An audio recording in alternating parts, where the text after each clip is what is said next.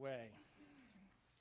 So after the remarkably creative and mildly controversial title of last fall's Phi Kappa Phi lecture, still Christian Zionism after all these years, you remember that? It might appear that I have careened toward the overly pious, from Paul Simon to the Apostle Paul. In fact, I have two quite specific things in mind with my title. First, my topic is only whether war is justified, not whether any violence is justified. And since pacifism is often identified with the renunciation of all violence, and some of my arguments lead to conclusions short of that, I deliberately left that term out of the title. Having said that, though, I hope that you'll indulge me tonight in using pacifism as a stand-in for opposition to war. It can mean more, and it does mean more on the view that I will ultimately defend. But I will be offering a number of arguments whose conclusions are only about war, not about violence in general. So for tonight, let pacifism mean simply opposition to war. Now to the pious part, peace that passes understanding. The peacemaking that I will ultimately defend may be, I fear, literally beyond understanding.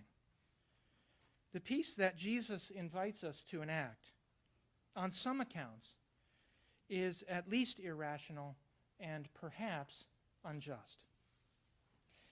But the irrationality and injustice come later, not until we introduce Jesus. Before that, I want to do what I hope will be some straight philosophy. Here roughly is my strategy. Take any ethical principles on which you might base your thinking about war and show that each plausibly leads to opposition to war. Okay, any is a lot, and we have only a short time, so I'll narrow to four broad approaches, but four big enough that they capture the majority of ways of thinking about war, perhaps big enough to capture yours. Let's begin where discussions of war so often begin. Is it worth it? Is it worth it, of course, conceives of ethical reasoning about war in terms of consequences.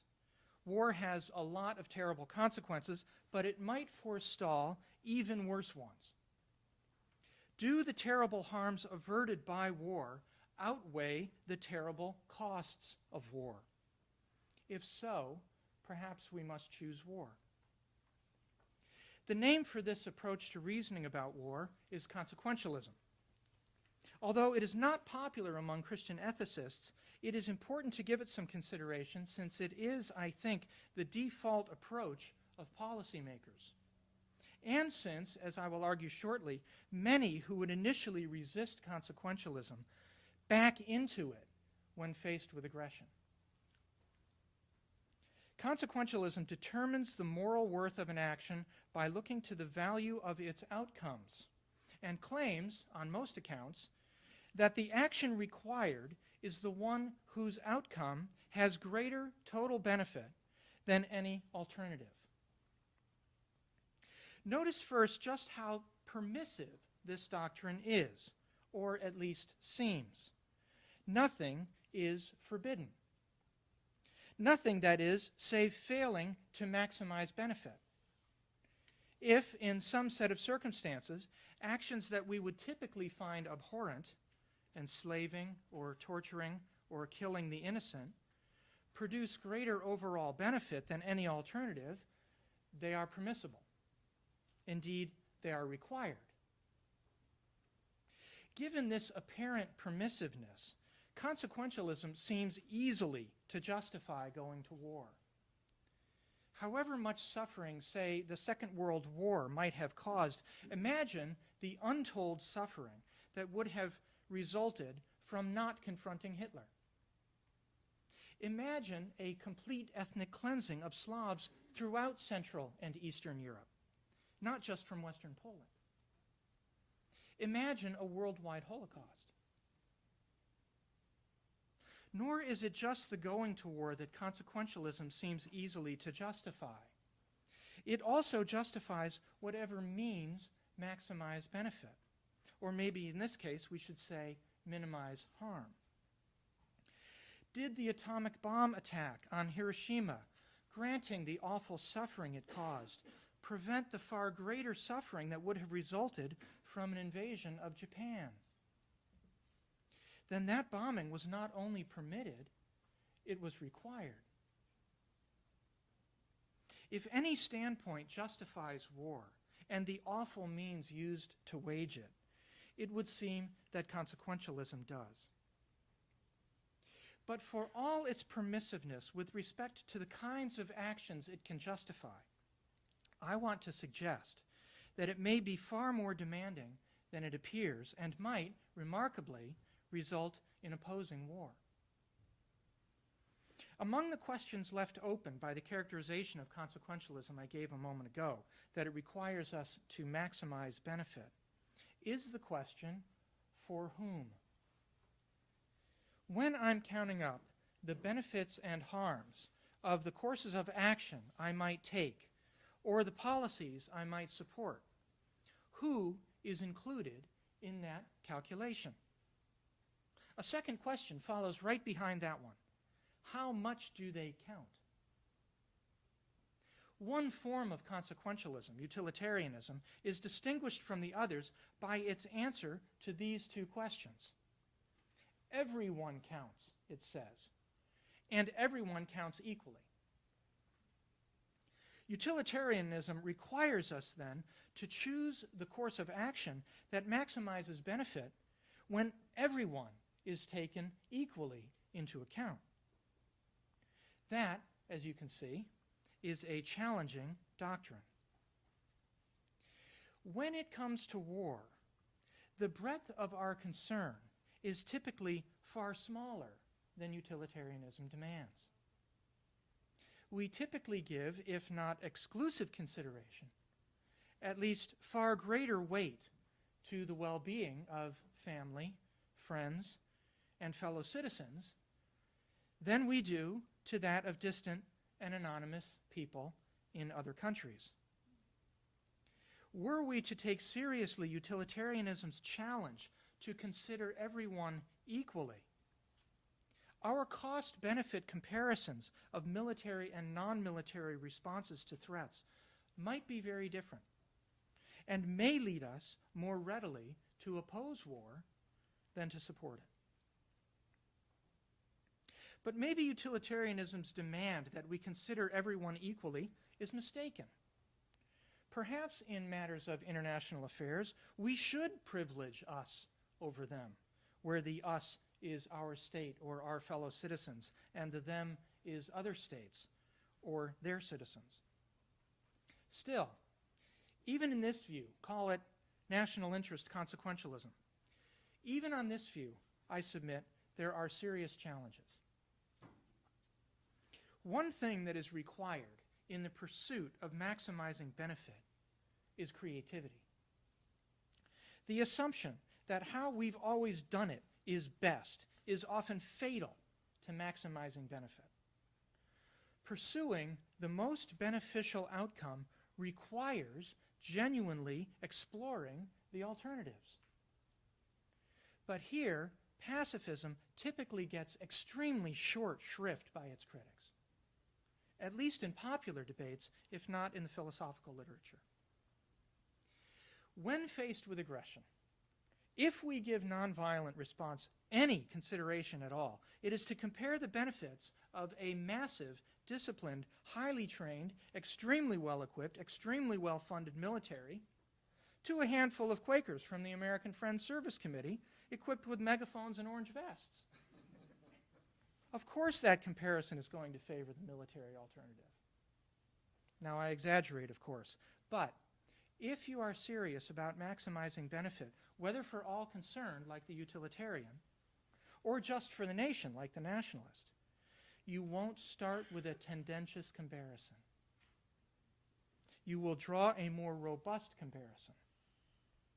Imagine, not 200 or 300 members of the American Friends Service Committee, but 1.5 million, the leadership of which is trained at the best universities, and the remainder of whom complete weeks of intensive training followed by months and years of ongoing education.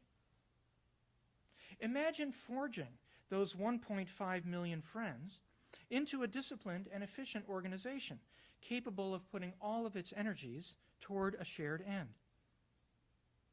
Imagine equipping that force with whatever the nonviolent equivalents are of Ohio-class ballistic missile submarines, M1 Abrams tanks, F-22 Raptor fighter aircraft, and the soon-to-be christened USS Gerald R. Ford supercarrier. And imagine funding it with roughly $750 billion each year. That is the comparison the consequentialist needs in order to feel confident that the military alternative maximizes benefit. And lest it seem so outrageous as to not even bear consideration, we should remember that we do have historical precedents to inform our calculations. We know the results of the effects of hundreds of thousands of modestly trained, poorly funded civil rights protesters equipped with pens and paper, some TV cameras, and a tiny fleet of buses. We know the results of millions of modestly trained, even more poorly funded, even more ill-equipped Indians protesting British rule. The skeptic might note that in these examples, nonviolent protest faced a largely benefit regime. George Wallace, tough as he was no Hitler. When Hitler's invading Poland, it's not at all clear that my force of nonviolent friends can make any difference, no matter how numerous, well-trained, well-equipped, and well-funded. Without weapons, they'll just be sheep to the slaughter. Perhaps, though perhaps not. But notice something important about this objection. When Hitler's invading Poland, the objection imagines that massive, ruthless aggression is at the door. And in such an extreme emergency, the military option may well maximize benefit.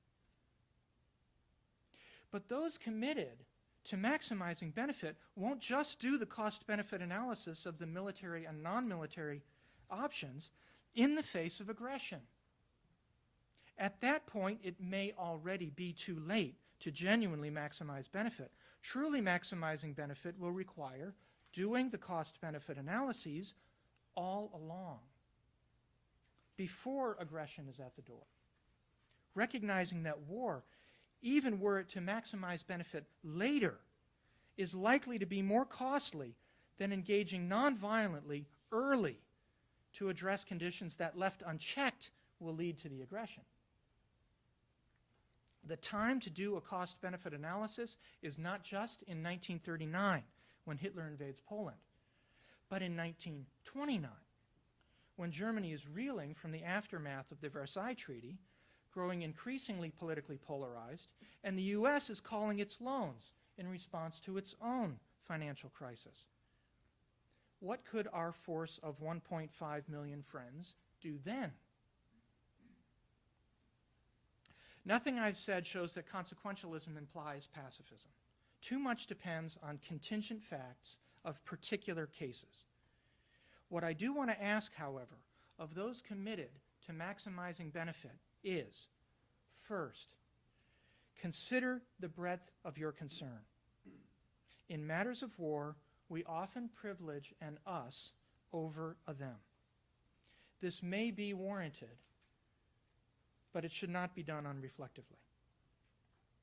Second, do cost-benefit analyses not just on obviously ineffective nonviolent alternatives, but on comparably massive, comparably well-trained, comparably equipped, and comparably funded nonviolent alternatives.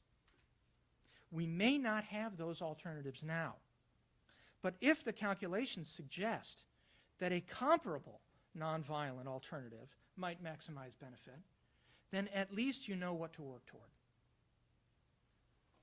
Finally, do those calculations now, not just when the shooting starts. What approach maximizes benefit now in addressing challenges in Colombia? or Russia or China or any of dozens of places where injustices or conflicts simmer but have not yet boiled over into combat. I believe if the consequentialist does these things, pacifism will be far more plausible. But I'm guessing you aren't a consequentialist. Its justification of any means in pursuit of the best ends runs deeply counter to the ethical intuitions of many and is typically at odds with Christian ethics. Even if we grant a place for cost-benefit analysis in our moral reasoning, it is usually within limits. There are some things that we typically think impermissible, no matter what the cost of refraining from them. We can't use human shields in battle, even if doing so will guarantee victory. We can't use mass rape to terrorize the enemy, even if doing so will shorten the war. We can't torture those we know to be innocent, even if doing so will prevent a suicide bombing. It's not that the suffering of the torture victim is greater than that of the bombing victims. It probably isn't. It's that some things just aren't done. It's the inclusion of inviolable principles like these in reasoning about war that distinguishes our second major outlook on war, the just war tradition, from pure consequentialism. The just war tradition is complex even to summarize, but it is necessary that I outline its major elements in order to make the 2 points about it that I wish to stress tonight. Recognizing the awful consequences of war and the potential to abuse war for unjust ends, the just war tradition is concerned with specifying the constraints on war, the conditions under which war is just. These constraints are of three kinds. The criteria for justly engaging in war, or jus ad bellum criteria. The criteria for justly prosecuting war, or jus in bello criteria. And the criteria for justly concluding war, or jus post bellum criteria. Tonight, I'll be interested primarily in the criteria for justly prosecuting war, jus in bello criteria. Remember that consequentialism places no limits on the means used to maximize benefit. No strategy or tactic is impermissible if it maximizes benefit or minimizes harm. This is one point on which just war thinking takes strong exception. According to the just war tradition, some means are simply prohibited, whatever the benefits of our using them or the costs of refraining from them. Different commentators differ on how to carve up this territory, but 6 jus in bello prohibitions are widely agreed upon. First, no weapons of mass destruction. Second, discrimination between combatants and non-combatants and non-combatant immunity. Third, no use of excessive force. Fourth, benevolent treatment of prisoners of war. Fifth, no use of means that are evil in themselves. And finally, no reprisals. Our concern for the moment is not with the particulars of any one or the other of these conditions, just knowing that there are such constraints and having a rough idea of what they are, and knowing that at least some are not the product of consequentialist reasoning, is all we will need for the 2 considerations that I want to raise about just war theory. The first line of thought is the simple observation that just war theory frequently collapses into one form of consequentialism or another, both in practice and in theory. Michael Walzer, perhaps the most powerful contemporary advocate of just war theory, famously argues for suspending jus in bello constraints on how war is fought in the face of what he calls a supreme emergency, where the threat to, quote, the survival and freedom of political communities whose members share a way of life developed by their ancestors to be passed on to their children, end quote, is extreme and imminent. I fail to understand this willingness to abandon principled constraints on the waging of war in the face of a supreme emergency. I should be careful. Of course, I understand it in practice. Faced with the death of a nation, we might all be inclined not to let principle stand in the way of survival. No, what I fail to understand is why claim this position to be anything other than the consequentialism that, under pressure, it turns out to be. Moreover, I fail to understand why one would hold off so long to abandon one's principles. If it is ethical to abandon them in an emergency, then we are conceding that at some point they become subject to cost-benefit analysis. But why at that point? The only answer can be that it is the point when the cost becomes too high. But that answer reveals that one has been engaged in consequentialist reasoning all along. It's just that the cost-benefit analysis up to that point showed compliance with the constraints as maximizing benefit and minimizing harm. If not, if one has been upholding these principles up to this point at the cost of maximizing benefit, one will have been behaving unethically according to the principles one is now appealing to. In fairness to Walzer, he does recognize this apparent inconsistency. His response is to simply swallow it, claiming that those who abandon jus in bello constraints in the face of a supreme emergency were right to do so and, incredibly, are rightly censured after the war. Whatever we think about Walzer's position, his argument highlights a critical question. What are we willing to lose to uphold putatively inviolable principles? I'll put it more strongly.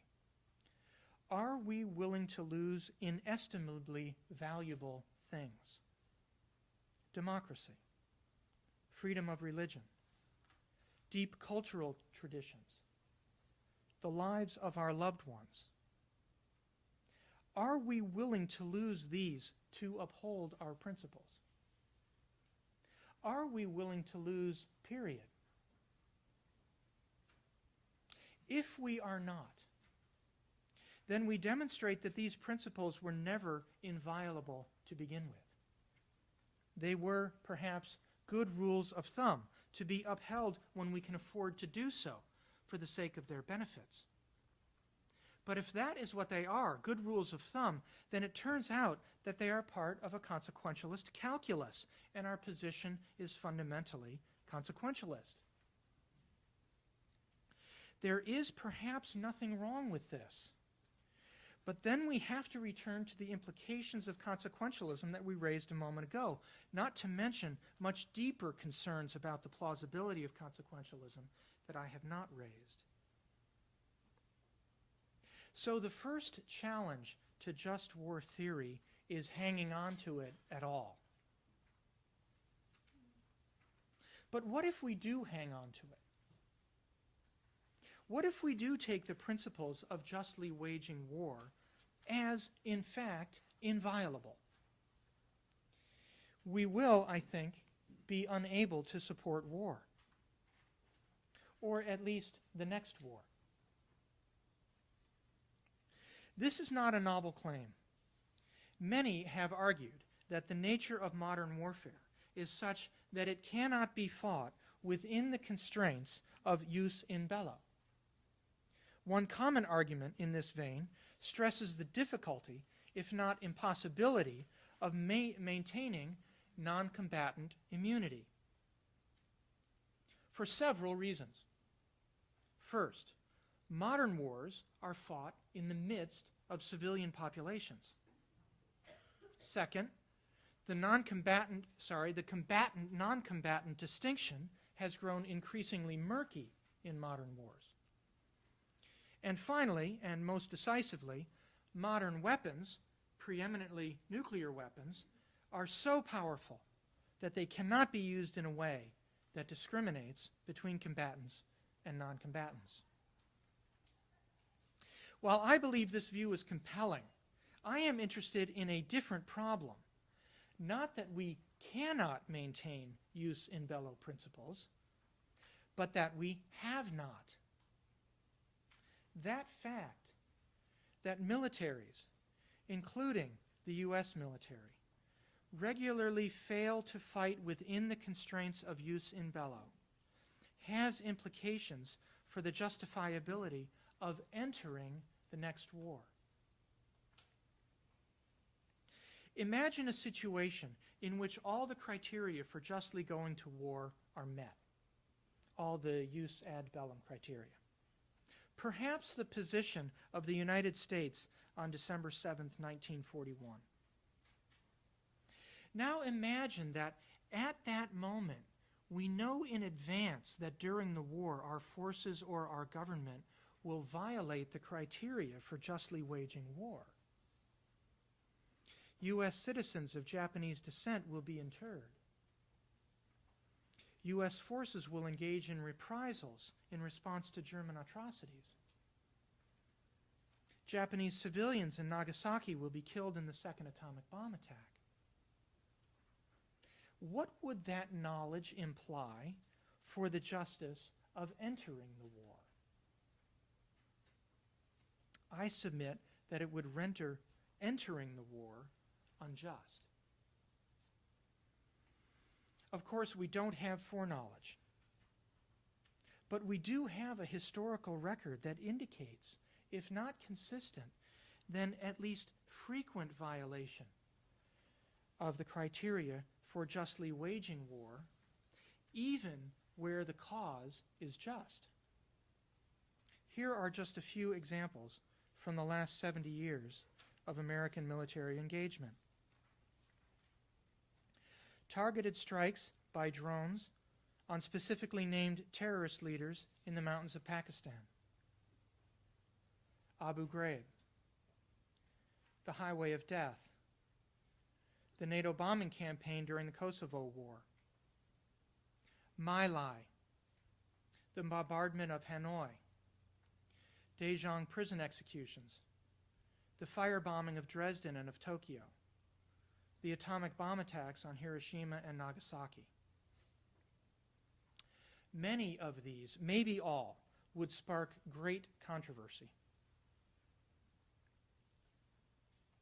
Though bear in mind that the issue is not, at least not at the moment, whether, say, the nuclear attack on Nagasaki saved more lives than it cost. That is a consequentialist rebuttal.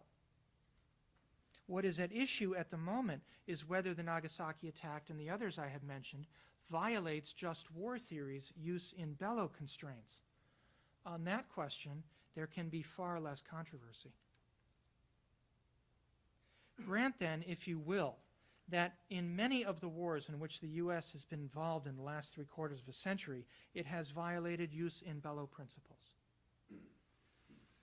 How should this shape our beliefs about the next war that the U.S. will engage in? Does this history justify the hope that the U.S. will abide by jus in bello principles in the next war? Sadly, I have to conclude just the opposite, that we can be confident that in the next war, too, the U.S. will violate jus in bello principles. May we justly enter a war that we are confident will not be justly waged? I believe not. In effect, I am suggesting a new condition for justly engaging in war, a new jus ad bellum condition, one that looks back at how war has been waged, then looks ahead to how, given that history, we can expect the next war to be waged. If we lack confidence that jus in bello principles will be maintained, engaging in war is unjust. The term for this kind of opposition to war, by the way, is just war pacifism. The claim that while war might be theoretically justifiable, under current conditions, it cannot meet just war criteria. and so is unjustified. Just war pacifism, along with the consequentialist pacifism that I sketched earlier, is a contingent, not absolute pacifism, highly dependent on, in this case, contingent historical facts. Not all pacifisms are contingent, and we will turn now to two that are not. As we have seen, consequentialism is very difficult to resist when things of great value are at stake.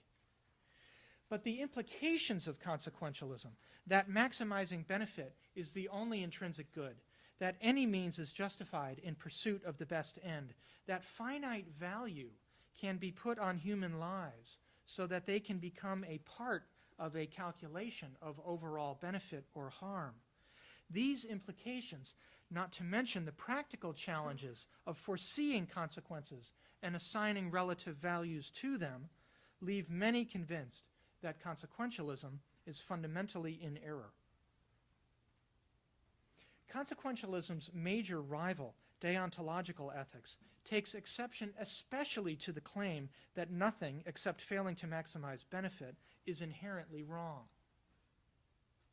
claiming instead that some things are required and some things prohibited regardless of the consequences of these actions. Different deontological theories differ on the source of these duties, from the nature or will of God to the nature of human beings to the dictates of reason. But all agree that at least some duties must be understood as binding, independent of the consequences of our fulfilling them or foregoing them. We have already seen that the inclusion of such inviolable principles distinguishes the just war tradition from pure consequentialism. We have just seen that strict adherence to the deontological principles of the just war tradition, like non-combatant immunity, can lead to just war pacifism. Many have gone further, arguing that deontological principles require not the mere contingent opposition to war that just war pacifism provides, that is, until war can be made safe for non-combatants, we must oppose it, but rather absolute opposition to war. Something about war, it is claimed, is fundamentally inconsistent with a duty that is absolutely binding on us.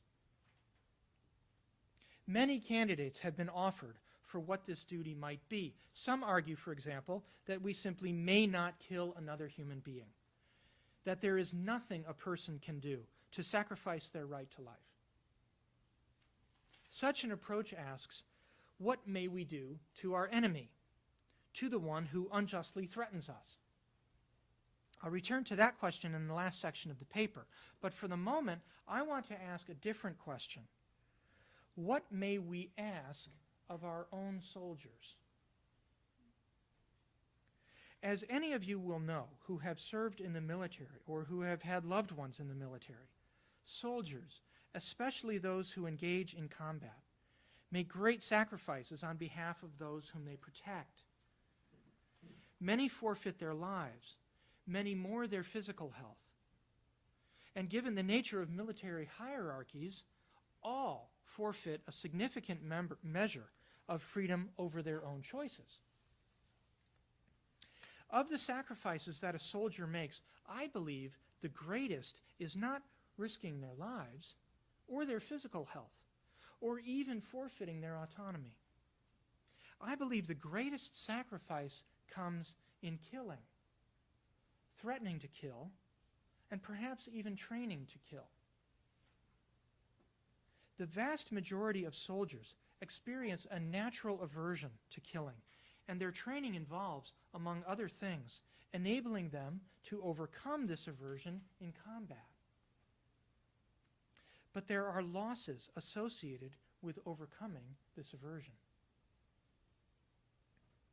Many suffer the various forms of psychological trauma that go under the umbrella of post-traumatic stress disorder. Even if those targeted have perhaps forfeited their right to life by fighting for an aggressor, still it can be scarring to kill or threaten those whose humanity one recognizes even through their participation in aggression.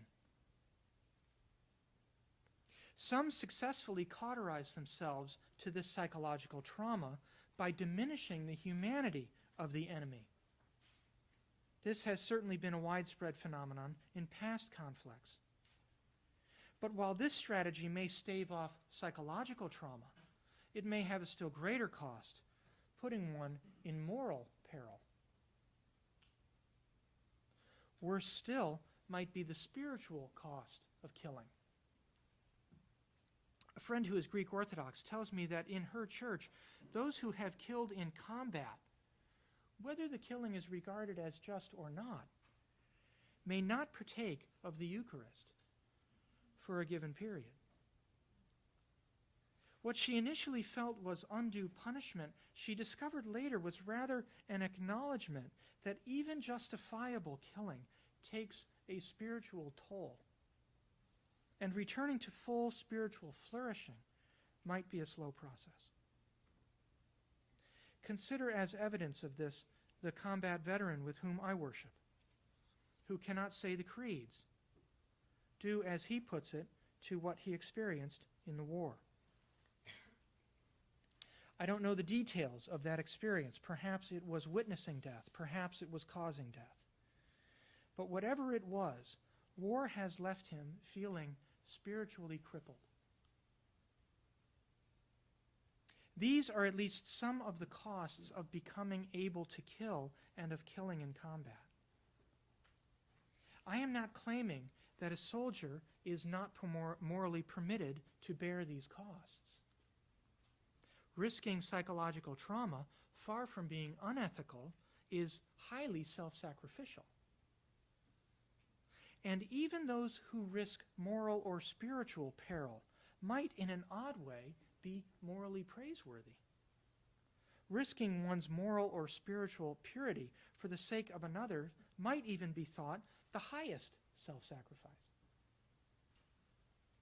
My concern is not whether the soldier may kill or threaten to kill or learn to kill.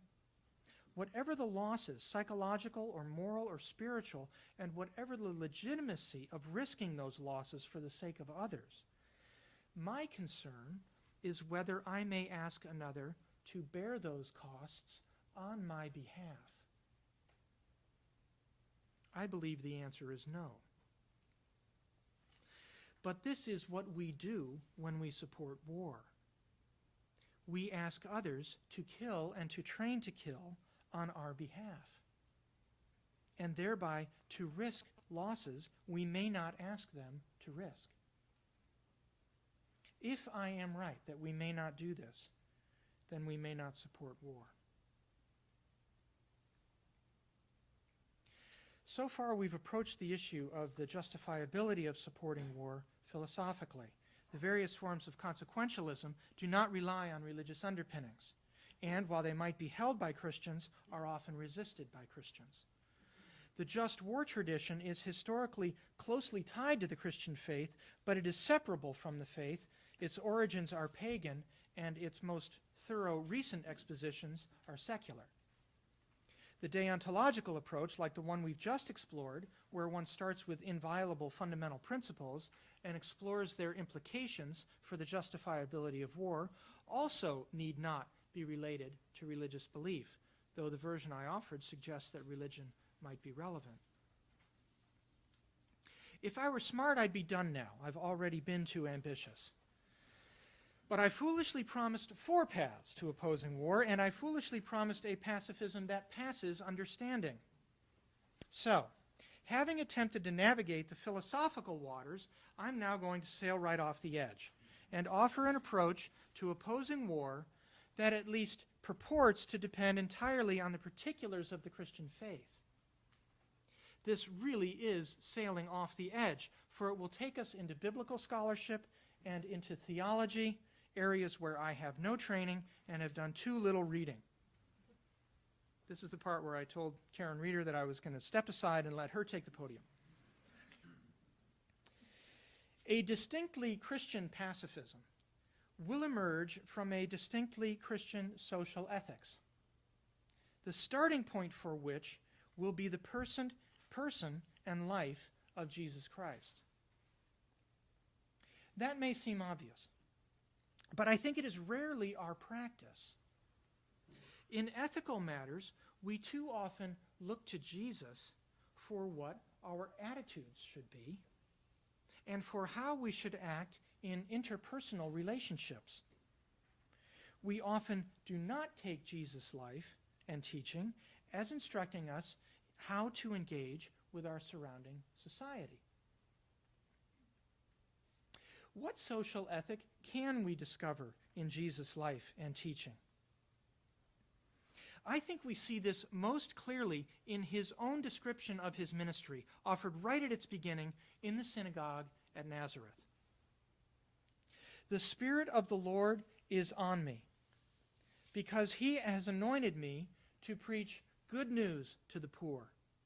He has sent me to proclaim freedom for the prisoners and recovery of sight for the blind, to release the oppressed, to proclaim the year of the Lord's favor. Some have read the year of the Lord's favor as referring to the Jubilee year, and thus take Jesus as calling for Israel to reestablish the practice of the Jubilee. As you'll remember, Old Testament law had required that every 50th year debts would be canceled. Forgive us our debts as we forgive our debtors. Cancel our debts as we cancel those who owe us money. Slaves would be freed, and lands would be returned to the families that originally owned them. The Jubilee had very rarely been practiced, and one way to understand Jesus' self-identification at Nazareth, and much of what he taught elsewhere, is as proclaiming a Jubilee year. I am impressed with this understanding of the ministry of Jesus, but even if it is mistaken, Jesus' self-identification and subsequent actions and teaching strongly suggest that Jesus is concerned not just with our standing before God, not just with our inner attitudes and our interpersonal relationships. He is very engaged in the social problems around him: illness and physical disability, the hunger, poverty, imprisonment, and slavery resulting from permanent indebtedness. This is the core of Christian social ethics: Jesus' proclamation of his own purposes in the synagogue at Nazareth. With Jesus' first disciples, we are called to join this movement of social transformation. Now consider the results of Jesus' efforts to, as I would see it, establish a jubilee in first century Palestine. Jesus' work and teaching is a threat to establish social structures and to those who benefit from them. And he is a direct threat to the authority and position of Roman and Jewish political leaders. Not surprisingly, the response to this threat is enmity. In particular, the plot to execute Jesus.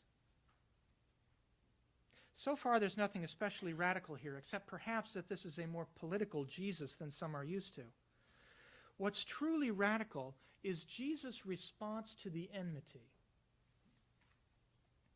That response is, as you know, love. Love your enemy is for Jesus a very real matter. Certainly, love your enemy is a helpful message for us when, say, malicious gossip is being spread about us. But Jesus has something far more concrete and serious in mind. People were trying to kill him. Worse, perhaps, people were trying to thwart his work on behalf of those who needed health, sustenance, and liberation. Moreover, these enemies sought to accomplish their injustices with treachery by manipulating and twisting the law. This was serious enmity. Mortal enmity toward himself, enmity toward those whose healing and liberation Jesus sought, and enmity that pursued its unjust ends with treacherous means. As I say, Jesus' response to these most serious of enemies was, as you know, love. What does that love entail? what Jesus had spelled out elsewhere, if your enemy strikes you on the cheek, give him the other to hit as well. He lives out in his arrest, trial, torture, and crucifixion. He refuses legitimate armed defense in the garden. He effectively gives himself to his enemies. He asks God to forgive his executioners. This is enemy love. And it is radical not just because it gives so much of oneself. It is most radical in accepting failure, even when that failure comes at great cost to those who deserve justice. When Jesus accepted unjust arrest and execution in order to enact enemy love, his efforts on behalf of the sick and imprisoned failed. Jesus accepted that failure, accepted the perpetuation of harm toward those who suffered for the sake of undeserved love who were causing that harm. That is the full implication of enemy love. Such enemy love is radical to the point of irrational, perhaps even unjust. But this is the life of Jesus. Of course, this is not the end of the story. The end of the story of Jesus' life is triumph. Triumph demonstrated by the resurrection. But even this isn't the end of the story. The work of Jesus is carried forward by the Holy Spirit through the community of his disciples, the church. It is into this community that we are called. We are the inheritors of the objectives of Jesus' ministry announced at Nazareth. The Holy Spirit carries on the work of Jesus through us. What shall we expect the results of this work to be? The same as it was for Jesus: enmity. And when faced with that enmity, we are, just as Jesus did, to love that enemy, to refuse legitimate self-defense, to, if necessary, give ourselves to that enemy, even at the cost of death.